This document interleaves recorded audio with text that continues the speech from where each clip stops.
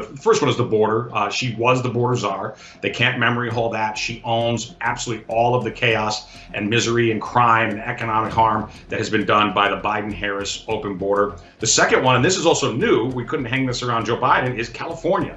California, which used to be in many ways the American ideal, has become largely the California nightmare. And most Americans know that. And it's why people are fleeing California in droves. The rest of America does not want to become California and all that entails. And so I think we need to make sure that she owns California, that she is a political pal and ally of Gavin Newsom and all the negatives that that represents. And then the third one, which you might find interesting because you and I, of course, are both Chicagoans originally, is the Jussie Smollett hoax. And I really believe that that's something that matters way beyond just that ridiculous incident.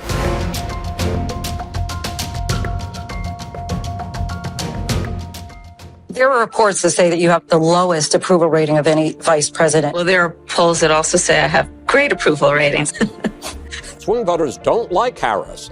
How big a drag is Kamala Harris on the ticket? She's a pretty big drag. I think she was arguably Biden's worst political decision. They don't like her. There's lots of reasons they don't like her. Kamala Harris's approval rating is now at 28%, which is an historic low for any modern vice president. We're hearing it from mainstream media, one outlet after another, one leak after another. That Kamala Harris is the worst vice president ever, the worst politician ever. We don't see the vice president. What people are saying to me, and I'm sure they're saying it to you, where's the vice president? Some White House officials are feeling that she came off looking unprepared for inevitable questions about when she might visit the southern border. We've been to the border. You haven't been to the border. And I haven't been to Europe. And I mean, I don't understand the point that you're making. The point that Lester Holt was making was obvious to anyone else who was watching this interview, which is that the issues at the border are inextricably linked with the portfolio that she's been given. The border is secure. We have a secure border. Bidenomics is working. Prices have gone up. And families and individuals are dealing with the realities of that bread costs more, that gas costs more. And we have to understand what that means. That's about the cost of living going up. He picked Kamala Harris to be his running mate. She was ranked and is ranked as the most liberal senator in the United States Senate. So he could have gone the other way, but he went to the left. Joe Biden is running for re-election, and I will be his ticket mate. Full stop. Full stop. That's it. Welcome to another episode of Counterculture, the show that stands at the intersection of reason and faith in the battle against sentimentality. We're a little more than a week into Kamala's de facto nomination, and the D.C. press corps is expectedly in the process of a full image overhaul for her benefit. Google is on the job attempting to memory hole the failed Trump assassination attempt. And all the talk you just heard from not so long ago about Kamala being a drag on the ticket has been replaced with mindless happy talk about Kamala as a generational leader with a keen legal mind and devastating rhetorical skills as a prosecutor. I guess the new Bolsheviks didn't learn their lesson from overhyping Biden. You know, Kamala still has her turn on a debate stage scheduled, and if passed as prologue, she is more likely than not to do Trump's work for him. So has the race changed any with the switch out of the big guy and the switch in of Reparation H? Does the change require the Trump campaign to pivot on message at all? How has the selection of J.D. Vance impacted the contest? To help us with these and other questions, to update our understanding of where the race stands, including the down ballot impacts, we're pleased to be joined by Steve Cortes. Cortes is a former senior advisor to President Trump, a former commentator for Fox News and CNN, and now the president of the League of American Workers, which is a populist, right, pro-labor advocacy group. Steve, welcome. Thanks for joining us. Appreciate it. Dan, appreciate it. Thank you. So let's just start sort of at the top. Has the race changed in any material way with Kamala's entrance? I think it has, yes. Now, you know, in some ways, it's still the same race because, of course, we are still running against the Biden/Harris failures of the last 3.5 years. But in other ways, the race has certainly changed some of the dynamics. For example, we have taken off the table the issue of Biden's incapacity. Kamala Harris has plenty of problems, but we can't pretend that she has dementia, for example, right? So that's been taken off the table. But what's been added to the table, what's now part of the mix and should be part of the decision process for the American people. In the case of Kamala, I think it's really two things. Number one is that she is more radical than Joe Biden, which is saying something, but I think that's demonstrably true if you look at her policies and if you look at the actual data of how she voted as a senator, what she's advocated for as a presidential candidate herself, and as vice president. So we have somebody who is more radical, more out of touch with mainstream America, particularly in the battleground states. And then the second aspect is, and again, we can quantify this as well, we have somebody who's less likable. I mean, one thing about Joe Biden, I think he's a miserable failure of a president, but he generally polled okay until very recently on likability surveys, on favorability, for example. Kamala has never polled well on those. By the way, it's one of the reasons why back in 2020, her own presidential race crashed and burned. Remember, she was the media darling in that race, in those primaries, leading up to the 2020 election. And she got absolutely nowhere. She literally didn't even make it to the Iowa caucus because her polling was so miserable. And she ran out of money and had no momentum other than in the media rooms, the TV green rooms, effectively, of the East Coast. So she's had a favorability problem for a long time. As it stands today, if we use Civics polling, which updates this really regularly, she has a worse favorability ratio than does Donald Trump, who has his own problems, by the way, in that regard. But the point is, she is less liked. She is less likable, according to the American people. And Dan, I believe firmly that's also before they know very much about her. She really has not made herself as a vice president any kind of a force such that she got high recognition from people who aren't really engaged in politics. So now she's going to get that attention. She's going to get that scrutiny, be put under the light bulb. It's the job of actually folks like me to make sure that happens. And I think once we expose who Kamala Harris really is to the American people, they're going to say, A, she's too radical. B, I really don't like her. She's a smug, condescending San Francisco radical. And that's the reality of who she is. And it will be communicated, I think, in the next 100 days to the American people. So the interesting thing to me, just sort of building off of what you said, is Biden for 50 years was a company man. Wherever the Democrat Party was, that's where you would find Joe Biden.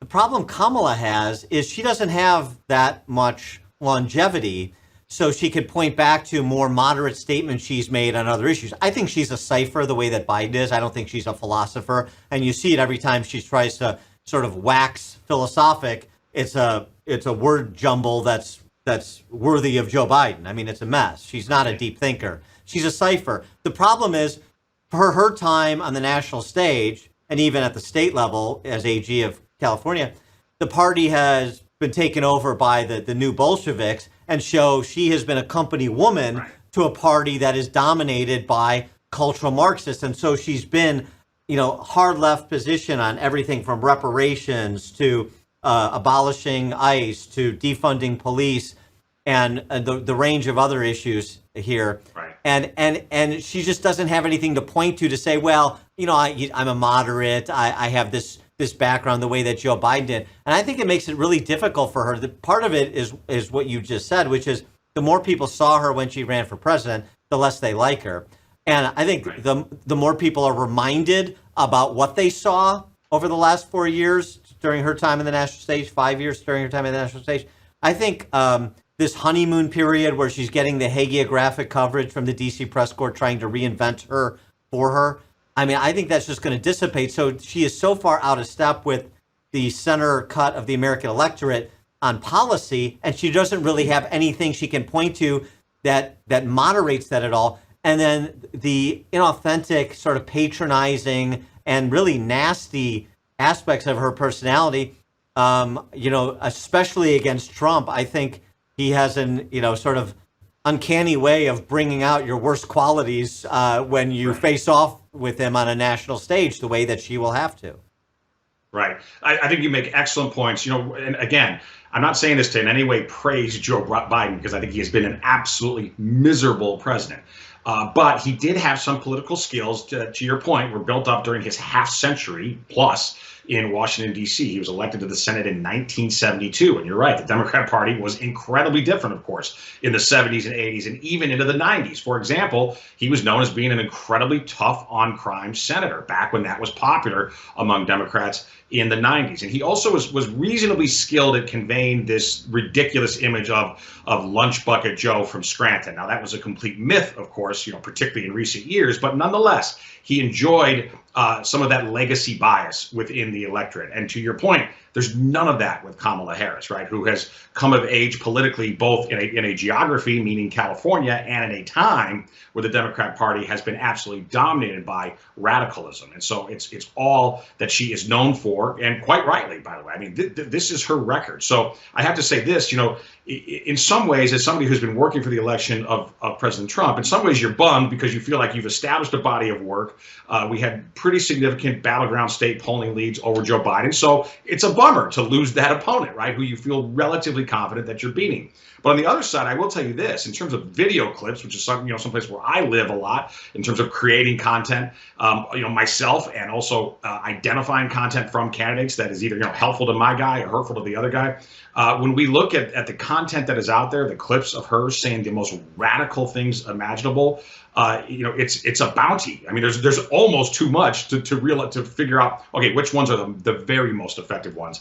And you certainly named some of them. And to me, I really believe, and I've written articles about this and put them out there, when I look at our battleground state polling, when I look at her record, I think in the end it will come down to three issues, and two of which I think are relatively well known or well talked about, but not so much the third. The first one is the border. She was the border czar. They can't memory hole that. She owns absolutely all of the chaos and misery and crime and economic harm that has been done by the Biden-Harris open border. The second one, and this is also new, we couldn't hang this around Joe Biden, is California. California, which used to be in many ways the American ideal, has become largely the California nightmare. And most Americans know that. And it's why people are fleeing California in droves. The rest of America does not want to become California and all that entails. And so I think we need to make sure that she owns California, that she is a political pal and ally of Gavin Newsom and all the negatives that represents. And then the third one, which you might find interesting because you and I, of course, are both Chicagoans originally, is the Jussie Smollett hoax. And I really believe that that's something that matters way beyond just that ridiculous incident, which was identifiable as a hoax, by the way, to any thinking person the minute that the details of that canard were announced. She, of course, took that not just as a promotional tool for her to complain about supposedly racist, MAGA thugs running around Chicago on the coldest day in decades in the middle of the night, but also to pass an anti-lynching bill. And she had an incredibly weak legislative record. So it was very important for her to try to get something passed in the U.S. Senate. So I think that this is something that we need to make her own. And by the way, she has never corrected the record on that. She's been asked about it since, even though Jussie Smollett has been convicted, is now awaiting sentencing for that ruse that he pulled off, that completely fake crime. But I think we need to make her own that, and not, again, just for that incident itself, which is shameful enough, but for what it represents in the bigger picture. And I think what it represents is that she wants to use race in almost every instance possible as a divisive force for political power. That she's not actually concerned with racial comity in this country, with trying to make sure that there is racial healing. In fact, quite the opposite. She wants to gin up strife and division, even where it doesn't actually exist, even when it's based on a lie, because she sees political advantage there. And Americans are really, really tired of that routine from the Democrats. She's one of the worst purveyors of that kind of racism, that kind of anti-white racism, that kind of propaganda. And so I think that we need to make her own that as well. I think if we do an effective job in those three buckets of border, California, and Jussie Smollett hoax and what it represents, if we do a good job of that, then I believe that we're going to win these battleground states. And look, I think it's going to be tight. Clearly, she's enjoying a bounce right now. You mentioned the honeymoon period. I think the media, too, in some ways, this is folks who watch sports know about referees and a quote, makeup call. I think in some ways this is almost a makeup call because a lot of the corporate media actually feels guilty about how fiercely they turned on Joe Biden. It's not something they normally do with Democrats, but they were a major factor in running him out of the race, in disenfranchising 14 million Democrat voters who selected him. Instead, the power brokers of the Democrat Party, with a massive push from the corporate media, pushed him out and selected effectively in a smoke-filled room, selected the nominee. I think that the media feels a certain amount of regret or at least some degree of blame for that, and because of that, they're pushing all the harder for Kamala Harris. I think they also believe that in Kamala, they think they have another Obama. They think they have a female version of Obama, which I guess would be even better from their worldview. But here's the point: she's not Obama. She does not have any of his charisma, any of his political skills, certainly not his oratory. She simply doesn't have the Obama factor. But the media right now is hell-bent on trying to make the American people believe that. That can produce a very minor near-term sugar high, but it will not be sustained over 100 days. And I don't think it'll last at all. As a matter of fact, I think it will reverse itself significantly into Election Day.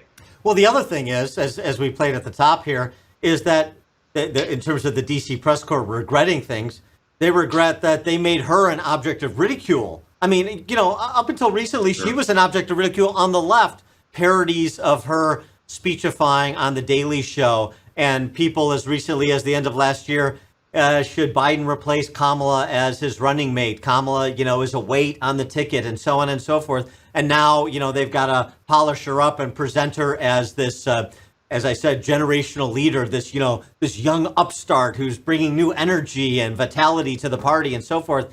And it's all bull jive, but this is their ride or die now because they painted themselves into a corner and they know it. And I think this sort of she's Obama or people are so enthused about her. I mean, the reason they propped up Biden for as long as they did, in part, was because Kamala was the option. They couldn't figure out how to get rid of her. They couldn't figure out how to get around her. And they knew that she was a worse matchup for them than is Biden. So, I mean, I don't want to be overconfident, but by the same thing, I don't want to be unnecessarily anxious. And I think a lot of Republicans are unnecessarily anxious, almost buying the media propaganda that she is this particularly talented candidate when the evidence runs significantly to the contrary. No, I totally agree. And it's unfortunate that there are too many on the right who give too much credence to the corporate media. I think that's just a reality, particularly older folks. I think 30-year-old right-wing folks don't give any credence to the corporate media, but people probably my age and up still tend to, there is still a legacy bias to give too much credit to the corporate media. And the corporate media is absolutely gushing about Kamala Harris right now. Of course. But they always, it's like some on the center right need to think through this a little bit. It's like, I don't trust the media. The media is biased. And then, did you see what CNN reported? Did you see what the thing on MSNBC? Did you see what the New York Times said? Why are you, everything should be funneled through a jaundiced eye, and people just need to match up their attitude towards their behavior a little bit. No, 100%. And so I think that's why, and I agree with you, though. In my conversations, my texts and phone calls in recent days, there are a lot of people on the right, particularly people who work in sort of campaign world, who are really nervous. Like, oh, no, we thought we had this race won, and now we've got this brand new candidate who brings, X, Y, and Z to the table. I completely concur with you. I'm not getting cocky. We certainly can't get complacent. I have always believed that this will be a super close election, and I still believe this will be a very close election. Now, I think that Donald Trump has a good chance at winning all of the swing states. I really do. But winning all of them, or at least the non-Sun Belt ones, the northern ones, by small margins. I mean, I do believe that. We're going to have to absolutely earn, because the thing is, even aside from the issues, and we're getting better at this on the right, and Republicans are getting better at ballot chasing, but the reality is we're closing a gap, but not catching the Democrats on those practices, both legal and illegal, of ballot chasing. They simply have a far superior operation in Wisconsin, Michigan, and Pennsylvania on that score. And so even though I think we win on issues, it means that, if I'm correct about that they have superior ballot collection, ballot chasing operations, but we win on the issues. That means a really, really tight race. Now, ultimately, I think the economy is bad enough for regular people. And here again, you can't listen to the corporate media. If you just pay attention to corporate media, you would think this economy is fine. Well, it's not. And all of the relevant metrics and polling tell us that. For example, my polling that I've done in the battleground states shows Trump consistently with about a 15% advantage on the better off question. Were you better off under President Trump or now with Biden and Harris? So that's a very significant edge. And then if we look at outside public polling, for example, CNN just a few days ago put out a poll, and I was actually shocked that CNN was honest enough to reveal this. But 4 out of 10 Americans, 39%, say they are having real trouble paying their bills. I mean, that's an incredible level of anxiety out there in the country. For regular folks, for middle income Americans, this has been a brutal economy because the inflation that Biden and Harris have produced and that they have overseen has been absolutely crushing to regular Americans. And I think it's important, too, by the way, to put that in dollar terms, not just percentages. So one of the points I like to make, and we write a lot about this, I write a lot about this in my columns, we poll a lot onto the battleground states, is according to Biden-Harris's own Department of Agriculture, they have what's known as a thrifty plan. So being frugal, not spending on sort of luxury foods, or certainly not dining out, but being frugal at the grocery store. Family of four, according to the USDA, at the beginning when Harris became vice president and when Joe Biden entered the presidency, was $675 per month for a family of four. That has now gone to $975, up 44% in the last 3.5 years, up $300 per month. For a lot of working class Americans, Dan, an extra $75 a month for something as basic as a thrifty grocery plan, that is punishing. That means that they have to make other really hard choices in their life because they don't have a choice whether or not to feed their family. But that's the reality of what Kamala Harris has done. And so I think given that reality, even the superior ballot chasing operations of the Democrats, even the constant fawning of the corporate media, it won't be enough to try to fool people when they're living with that kitchen table, tangible reality of their life has gotten a lot more stressful and a lot harder, and they properly blame Kamala Harris. So what do you anticipate Kamala is going to offer? I mean, she doesn't seem to be interested in, or at least she hasn't found yet, an issue she can present where she is, more moderate, to try to position herself a little bit towards the center, something that you wouldn't expect to come from somebody on the hard left that may convince some people to say, well, maybe she's not so radical left after all.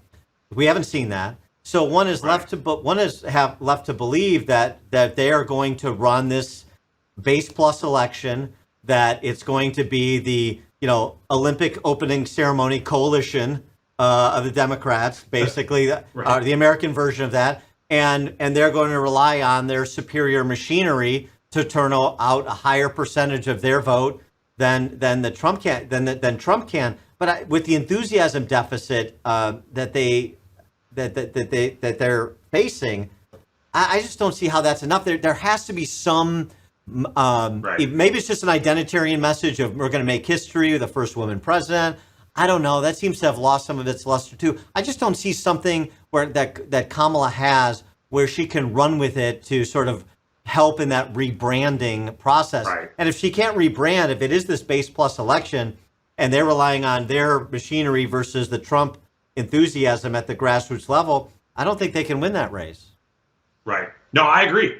And that's, why, again, I'm not cocky, but I'm confident that we're going to win in a close election. And to that point, too, yeah, I think you're making an important observation that, it's known as the Sister Souljah moment, right? I mean, when can she pick up on something where she says, I'm not a radical? And where can she show the American people that I'm not this San Francisco extremist that my record shows I am? And so far, there's been no indication that she's going there or that she's even looking for that issue or that potential policy moderation. I guess, if I were to try to be as objective as possible and put aside my own partisanship, perhaps that can come via her vice presidential pick. For example, if she picks Shapiro, somebody who is Governor Shapiro of Pennsylvania, somebody who is himself Jewish, who is extremely pro-Israel, I would say, if anything, a hardliner when it comes to Israel's right to defend itself. I think, I agree with him, by the way, on that. So is Donald Trump. That possibly is a place, but it's also hard to try to project all of that onto the number two. I mean, some of it has to be from you if you are the top of the ticket for the presidency. And so I think you're right. Here's what I believe. Again, I'm obviously not on their team, but I talked to a lot of journalists who are very much on their team and people who are extremely wired in with the Biden-Harris White House, as well as the now Harris campaign. I talk to them very often. They believe that their superior machinery, as you put it, that their superior machinery plus demonizing Trump is enough, and that they don't really have to worry very much about Kamala Harris, and that there are enough negatives with Trump that they can win. But here's the problem with that. Trump is such a known quantity. He's absolutely dominated American politics now for nearly a decade, that it's very hard to convince new people to become anti-Trump. In other words, those the opinions of Trump are extremely well entrenched, and so I think that's the mistake that the Democrats are making, and I'm glad they're making that mistake if I am correct in my analysis. So instead, what do persuadable swing voters care about, or what do leaner voters who may or may not vote, what do they care about? Again, I think it's going to come down to pocketbook issues, and on those macro issues of border and immigration, or inflation and immigration, the two I's. On those macro issues, the Biden-Harris administration has been miserable for them, absolutely miserable, particularly for middle-income Americans. So ultimately, I think those are the issues on which we excite our base, on which we win over the persuadable independents who are out there in states like Wisconsin and Pennsylvania, and we can win, and will win, but it's going to take a lot of hard work between now and Election Day. But also to the point you made previously, I want to encourage folks out there who maybe are a bit disillusioned, who think, oh, dang, we thought we had it won, and now they got this shiny new toy. Don't listen to the corporate media, or at least don't give them too much credit.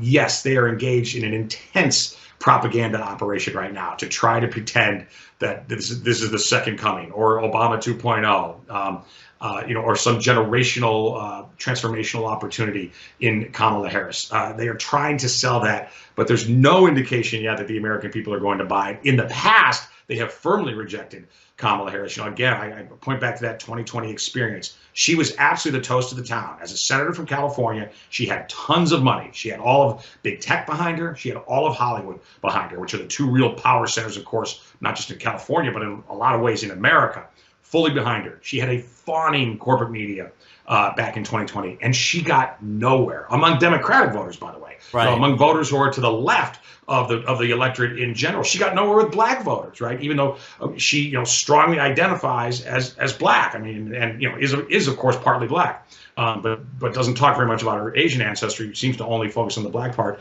and she got nowhere with black voters. As a matter of fact, Joe Biden ended up really being an Irish guy from Delaware, ended up being the much preferred pick of the black electorate back in 2020. So that track record, combined with the policy failures of what Biden and Harris have done in office right now, tells me that if the Dems plan on winning a race of, as you call it, base plus, or just relying on their machinery and anti-Trump demonization, it's simply not going to be enough to work. And it's why, again, I'm not cocky, but I'm guardedly very, very optimistic that we're going to win this election.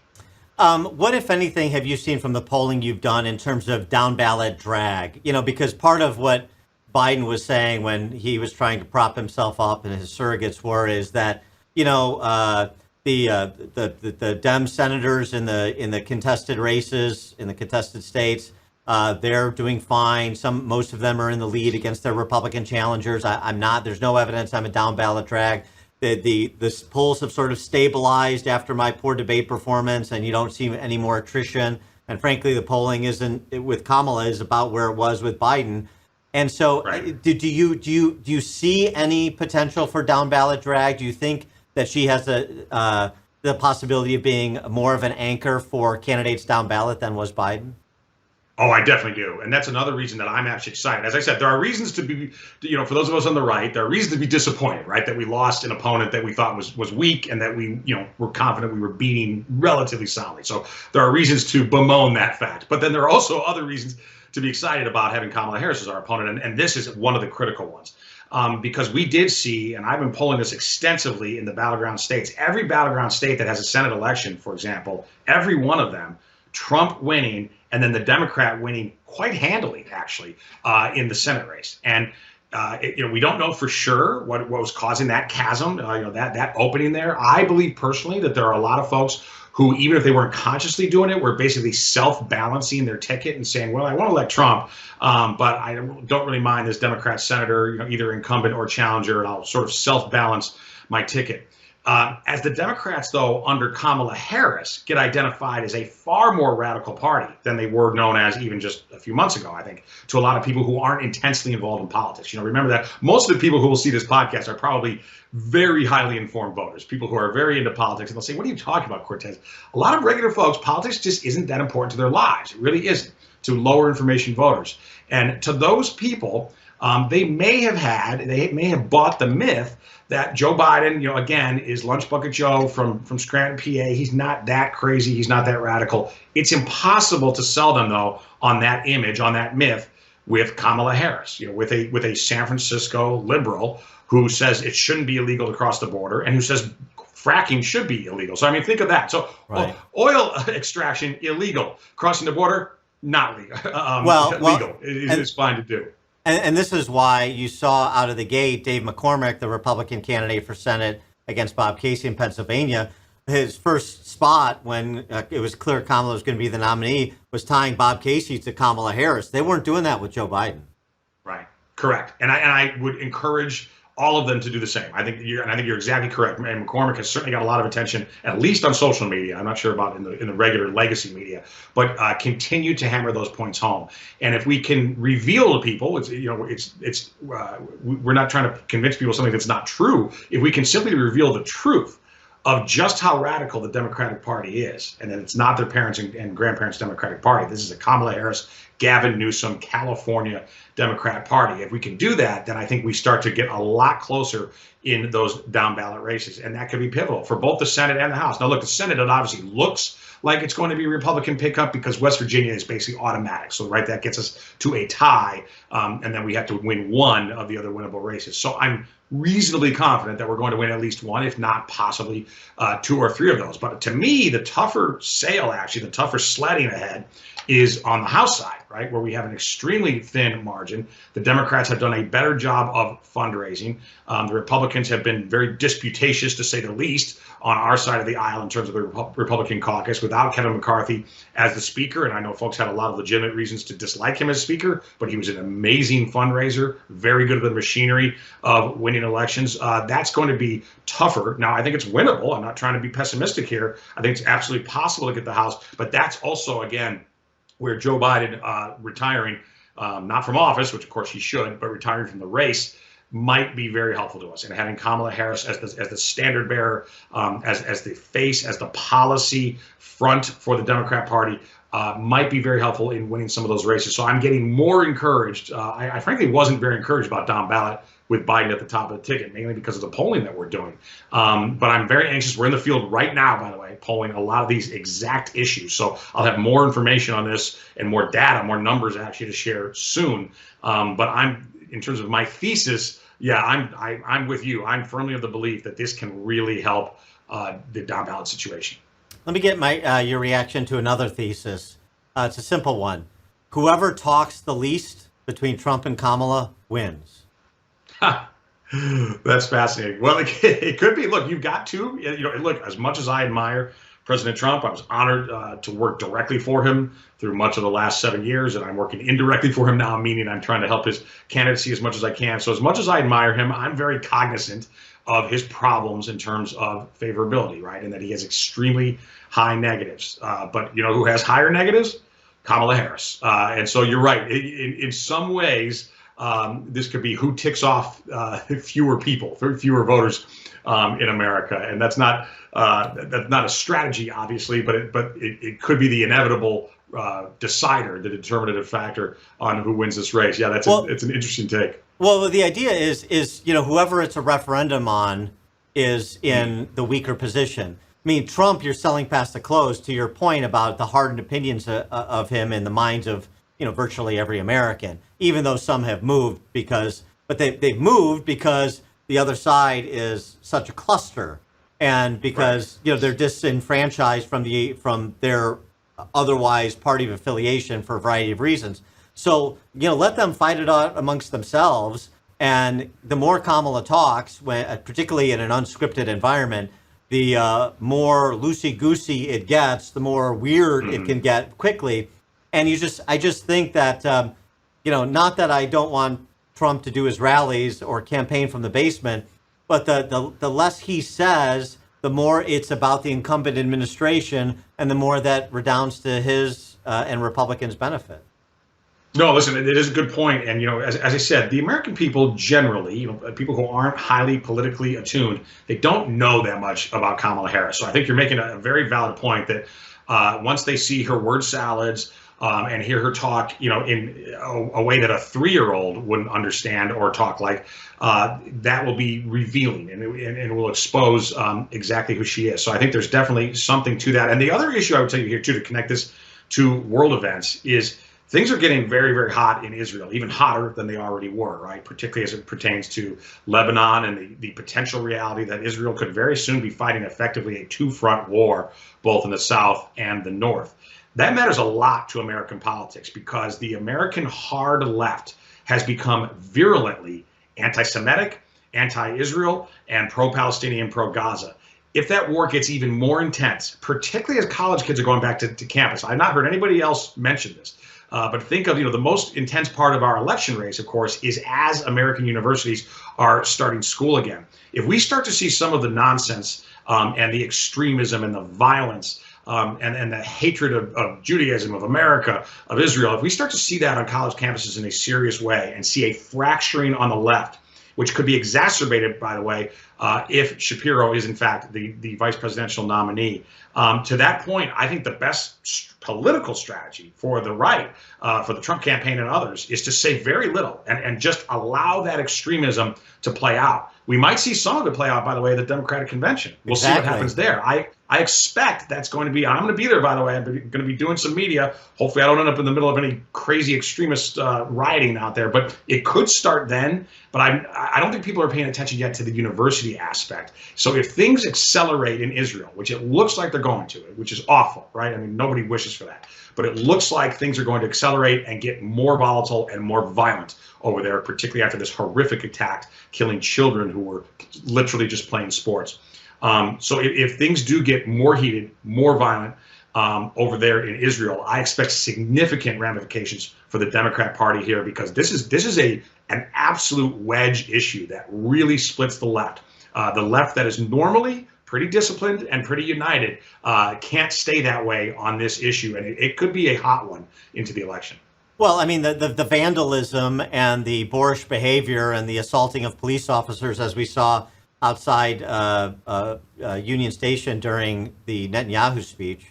I mean, this is a feature of the left. So this is what they bring to the table wherever they go, wherever these merry bands of anarchists go.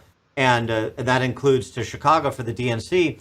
And it's not just as it relates to Israel, but it seems to me it harkens back to the so-called summer of love of 2020 and and Kamala Harris and the other apologists for people that were burning down America's cities. And you see it all over again. And you're reminded that these are people who were antagonistic toward police, even adopted the defund the police mantra that was, all current at the time.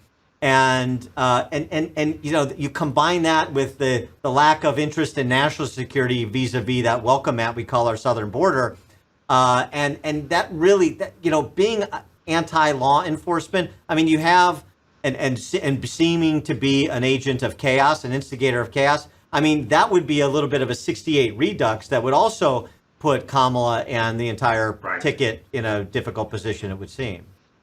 Yeah, exactly. And listen, and I think it's certainly possible, if not likely, especially considering events in Israel. Not that you're exactly correct. It doesn't have to all be about Israel, of course, but I think it will at least in part be, or at least that will be a major propellant of that kind of just, thuggish, anarchical behavior, which we see so often from the political left. But it's possible, and again, I think likely that will be a significant issue between now and Election Day, particularly once the universities get back in school. But again, maybe sooner than that. We'll see what happens with the Chicago convention. And look, we never wish for disorder, not in Israel, not certainly in American cities. But if it is to unfold, which I think it is, then it is important for us to highlight that this is, in fact, a feature of the left. This isn't an accident. This is, what they represent. They hate Western civilization. Part of hating Western civilization is hating the law, and then hating the administrators of the law, meaning cops, and using violence for political means rather than persuasion. All of this is the provenance, really, of the political left, and that's becoming more apparent to Americans, or at least apparent in a way that it hadn't been probably since the 1960s. And there's a lot of parallels, of course. Some of them are really obvious, some of them are more nuanced between this election and the 1968 one. But if we're correct about things becoming more violent and disorderly between now and Election Day, then those comparisons to 68 will become even more apt. If you were advising Trump, going to the other side for a minute, what would you say about what he should be saying about the investigation into and the American public's understanding of the failed assassination attempt? I know he announced over the weekend that he's going to do another rally in Butler, Pennsylvania, which I think is genius. I think that's absolutely appropriate, and I can't imagine what the turnout's going to be there. But I mean, there's still this reckoning that has to happen, and we saw recently that Google, is back to their old tricks, trying to essentially memory hole information about the failed attempt on President Trump's life.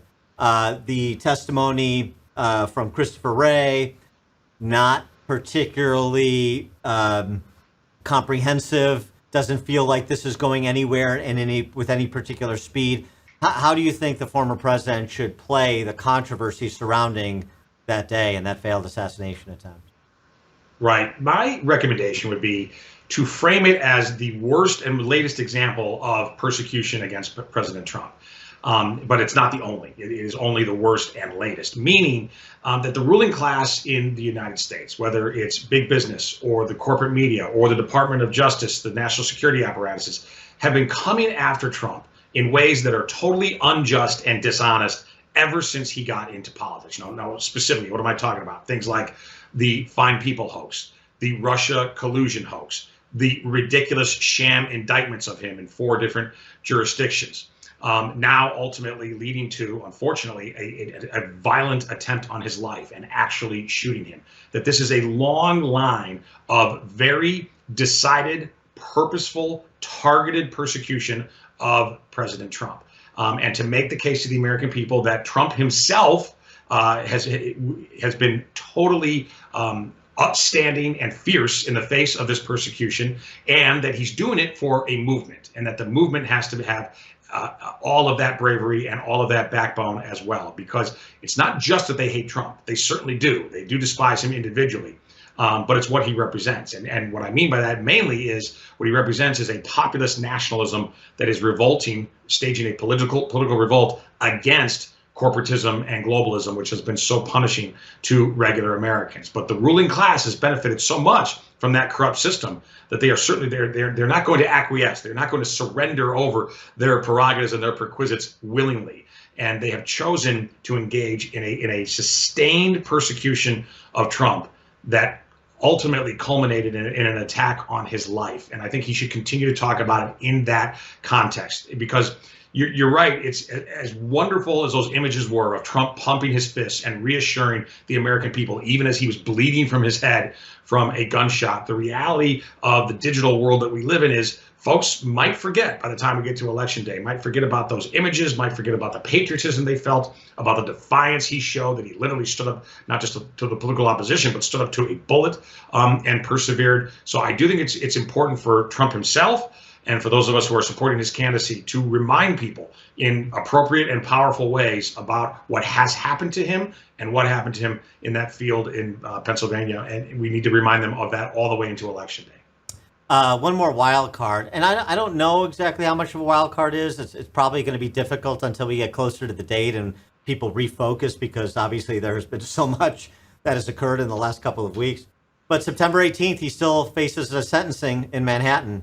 And I think it's more likely than not that he gets a jail sentence. I don't think he'll be taken into custody, but I think the headline will be convicted of 34 felonies, gets a couple 3-year jail sentence, whatever it is. We'll have to start serving at a date certain after the election, whatever that is. Right. Again, his messaging in advance of that, given that I know for a lot of people that's already built into the price, but as you've been saying throughout our entire conversation, you have a lot of people who are very, very surface and very late deciders because they're not even paying attention very much to all that's going on now. They may know something about the failed assassination attempt and the replacement of Biden, but they know very little beyond that, right. And they're still planning on voting. So, that to me still has some wild card potential, doesn't it? Sure. No, I think it does. And look, like all 4 indictments, of course, were ridiculous sham persecutions, not really prosecutions of Donald Trump. But this was by far the worst, the most contorted, the most illogical, the most spurious in every way, this Alvin Bragg New York State indictment. So I think it matters the least, thankfully, of the four. But that doesn't mean that it doesn't matter at all. And again, particularly as you're talking about to voters who are not really politically dialed in. So I think that the conviction mattered some, and we did see some of that reflected in the polling. And I think a jail sentence would also matter some. Not anything that can't be overcome, but something that I think will need to be addressed. And by the way, I agree with you. I do think that he'll get some sort of prison sentence, and I totally concur. Not that he'll be taken away in cuffs at that moment. It'll be a suspended sentence or pending appeal, to be served later while he appeals. By the way, I think he'll win his appeals based on what we've now seen out of the U.S. Supreme Court. I think he'll actually win that appeal specifically on that case in New York, but obviously that will take time for him to be exonerated on appeal if I'm right about that. So it matters. And okay, how do we fight it then? If I'm right that there is some at the margins, some damage done to him by being sentenced to time in jail, I think that the best method to defang that, to deconstruct that ridiculous attack upon him, is to make sure that we expose who exactly Alvin Bragg, the prosecutor, is, and who this judge is secondarily, but mainly the prosecutor. Americans have really revolted against Soros-backed leftist prosecutors all over the country because they're making inner cities miserable in the United States. They're making downtown areas unsafe to the point where people no longer come from the suburbs, and this is happening all over the country. It's at its worst in some of the bluest cities, places like San Francisco and Chicago, but it's happening everywhere, all over America. And a big cause of the problem are these absolutely leftist Soros-backed prosecutors, and Alvin Bragg should rightly be described as that, and it should be messaged to the American people that that's who came after President Trump, not some judicious prosecutor. What's your assessment of his selection of J.D. Vance as his running mate and the kind of impact J.D. Vance could have on the race in the last 100 days? Or is it less about the last 100 days and more about 4 years from now and making Vance sort of the guy he wants to pass the baton to? Well, I certainly hope it can be both, and I believe it can and will be both. So I'm a huge fan of J.D. Vance. I'm quite close with him personally. I spent a lot of 2022 in Ohio working on his Senate race, and I joined him in the primary when he was in 4th or 5th place in the polling. So we had work to do, and thankfully he got it done and won a really difficult primary and then a reasonably difficult general election. I think what J.D. Vance brings to the table and what the American people are starting to see about him and will see about him in the coming years when I hope he's vice president is that he is somebody who in some unique ways, or at least rare ways in politics, understands the challenges and the travails of working class America. And certainly anybody who has read his book, Hillbilly Elegy, or seen the movie adaptation by that, and both of them are great, will understand that his life story, his backstory, is really just incredible and inspiring. He came from a very troubled, highly dysfunctional family. By all accounts and all predictions at that time, he was set for a similar life style as to the one he was raised in. But in fact, he's reached the pinnacles of American business and American politics. And on top of that, and he would say this, more importantly, built a stable, loving family with a wonderful wife and young children, and a home that is the exact opposite of the ones that he was raised in and shuttled around through. So I think he can provide an understanding that is very unique. What I would say secondarily about him is J.D. Vance is somebody who, particularly when that movie came out, he was already very successful as a venture capitalist, so highly dialed in with the whole Bay Area tech and finance scene. And then once the movie came out, he was really also the toast of the town in Hollywood. So this is somebody who could have easily, but he could have easily continued along that path. He could have enjoyed a life that would have been very lucrative. He could have enjoyed the accolades of the, quote, important people in America. What did he do instead? He moved back to his hometown, to Cincinnati, Ohio, where, again, started a wonderful family and dove into politics and said, I want to make life better, particularly people who came from circumstances like I did, people who had challenges in life. And he became a really strenuous and persuasive defender and promoter of the America First movement, very publicly so. And when you do that, when you're considered to be an apostate by the ruling class, they turn on you with real ferocity. And I think that's what we're seeing right now. And the corporate media is trying to do its very best to take down J.D. Vance. And by the way, simply because he said some common sense things. For example, that we have a declining birth rate in the United States, that's problematic, that's a problem for this country. It's a problem for the future of our nation, quite literally so. What are policies that that can encourage families to have children or to have more children. And the really kind of simple notion that having children is not a prerequisite, certainly, to be a good person or to serve in public office or anything. But having children fundamentally changes people, and normally for the better. And that it changed him, and that it normally changes political leaders. And isn't it a good idea that in general, we should look for leaders who have had those kinds of positive experiences in their life, you know, recognizing that not everybody will choose to have children, and recognizing that some people, for reasons beyond their control, will never have children. But I'm glad that he's not backing down. I thought he did a very good job, particularly in the Megyn Kelly show, of defending and further explaining his remarks. I think these attacks on him will not work, and I think he's going to be a real champion for the forgotten folks, for the workers in America. And I would add one other point where I think he brings particular value that we don't get out of President Trump.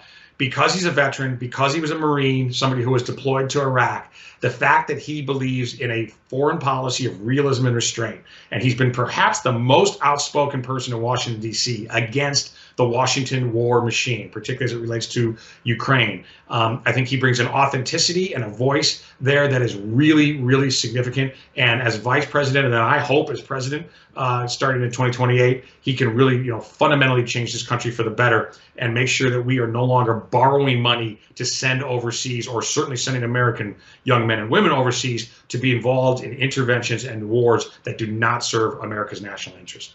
No, I appreciate that, and I appreciate that he didn't place too high a value on getting his phone calls from Glenn Close and Amy Adams returned.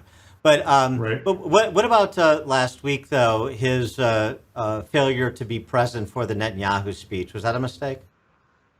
You know, I think probably, yes. And listen, I very rarely criticize J.D. Vance. I don't think it's a massive mistake. He's obviously incredibly busy as a vice presidential nominee now. But I do think it was a mistake, particularly since Kamala Harris skipped it, right? It would have been symbolically good, I think, if Senator Vance had been there. My guess is if he could have a redo on that, he probably would agree.